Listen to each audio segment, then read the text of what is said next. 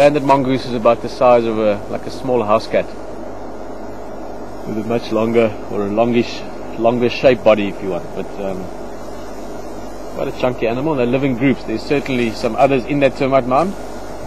This is actually one of the only places we've ever seen them nicely. Normally when we see them on drive, they're busy running away or scurrying away. Like I said, we haven't seen this specific group for a while, but they certainly are one of my favorite groups.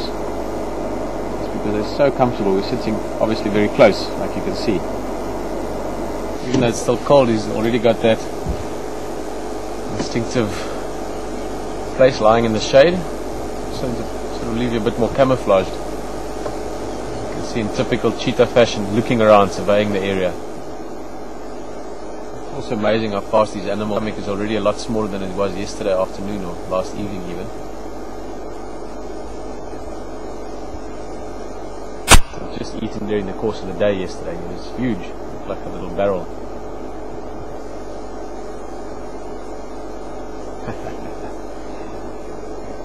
Maybe roll around a little bit there for a second.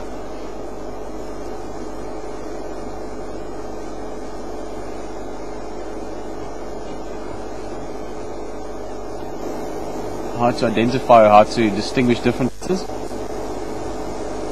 And the same as other cats, the most sort of foolproof way, as if we were researching it, one of the ways we would look at it is the whisker spots. Basically what that means is if you look at most cats up close and you look at the physical markings, you can see it a bit, see it as well as you can. If you look at the whisker spots, sorry, maybe just the first answer why we can know that it's the same cheetah as yesterday, apart from it still being around the same area and being the same size as quite a big cheetah, is that full belly. So those things make it easy to distinguish this cheetah as the same as yesterday. But if we see this cheetah again in future, which hopefully will start nice photographs of this cheetah yesterday, just try and find a marking that's quite sort of clearly individual somewhere on the face, and then you just use that as a reference point in future times. Recognizer, look at that. It might be a bit tricky with that shadow across the face. Those of you that have seen her before will recognize her instantly. Those of you that maybe joined us last night, I did speak about this leopard as well. Keep in mind the one that we saw on the carcass was Saseka, the young leopard. She's only about 2. His mother is Karula, whose grandmother is this leopard. She's about 13 years old. She's quite the character. Getting quite old for a leopard, and she's still very fit, very healthy. It's interesting, I would have loved to have seen a bit of behavior here when Safari joined here. A couple of possibilities. Might have been a bit of an aggressive takeover. She might have been snarling and growling at Saseka to take the food, or there might have been a bit of a, maybe just from the younger leopard. She would have been probably quite full already. But now, of course, the carcass has been eaten quite a bit. It's diminished a lot. 2 leopards eating on it means that it'll probably be done by tonight. Let's get closer. Safari is a super habituated leopard. This might be a good opportunity for us to have a close look at that eye as well.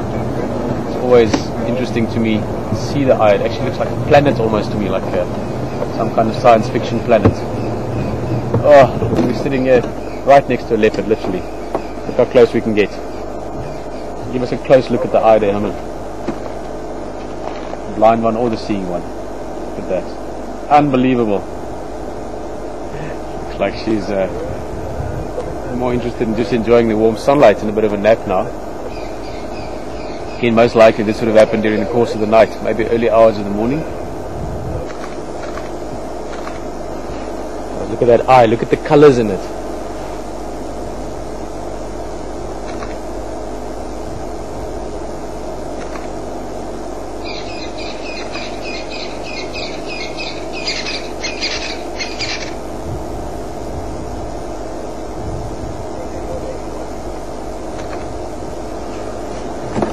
Here go.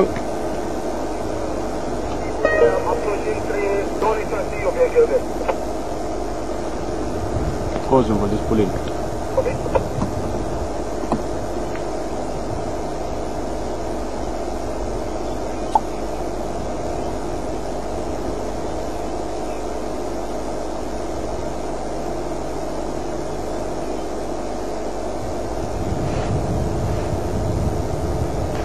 Unbelievable. Looking around, you can actually see the eyeball move as well, the blind eye I'm talking about now. Still moving, so all the motor function is still there.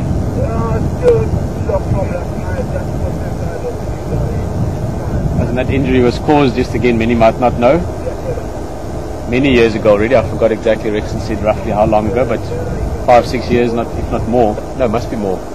She was like this in 2001, 2002 already, so at least 8 years ago she had was damaged like that. So she's lived like that for a long time.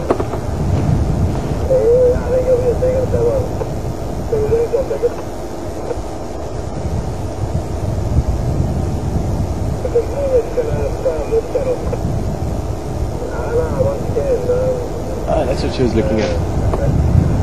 She was looking around quite attentively there, but she didn't have that sort of alert look like you find if there's a hyena approaching, for instance.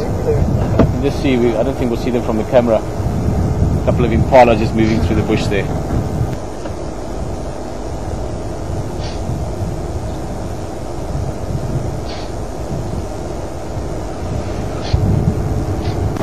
Oh! There's a hyena, I didn't even see it. Morning, hyena. Sniffing the breeze there. Herman, you wearing any of your perfume again? No, not today. Just kidding, of course. He was wearing eau de toilette yesterday, not perfume. He's a bushman. But the insects often find sweet fragrances very attractive. So on our walk yesterday, Herman did have a little bit more attention than usual from the bugs. Yeah, sure. Very few places in the world that can rival this. Tip. That's always a good sign of a leopard. Actually, there's a gap just ahead of us. There she is again. Just coming out behind that sort of a little bit of a termite mound. Actually, let me go slightly over. She's in this little squabani now. I've lost visibility, but we'll find her again. So I'm facing a puppy Tingana, the shyer sister. It also makes a little bit of sense behaviorally. She doesn't seem to be, she's not worried about us, but she's certainly a little bit more secretive. You know, the camera will be tricky. It's very, very tucked away. Perfect leopard position. And we're going to go around to her. There's another vehicle behind us. I want them to have a quick look, and we're going to try and get closer.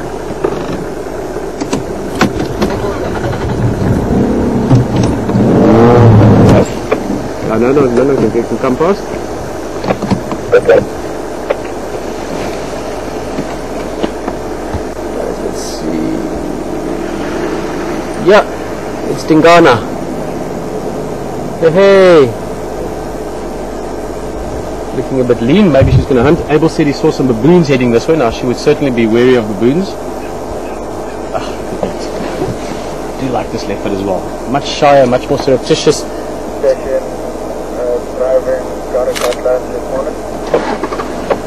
She's much shyer than Saseka. Always easy to see her. She tends to sort of jigga, as we call it in Fanagaloa, Shanghai. She tends to sort of weave through bushes a bit more and be less obvious to see.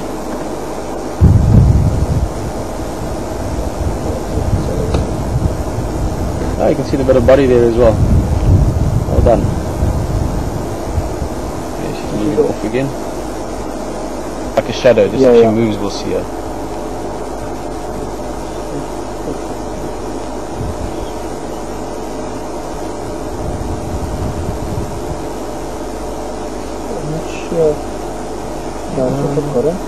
Got her. Yeah, I've got it. There. That's very tricky camera, well done, Herman. So kind of movement and this is ultimately what leopards are like. They can just disappear, merge with the environment if they want. Thank you very much for joining us on the drive. My name is Peter, Herman behind the camera, and Peter in the Light Control Center. Enjoy the water, see you a bit later.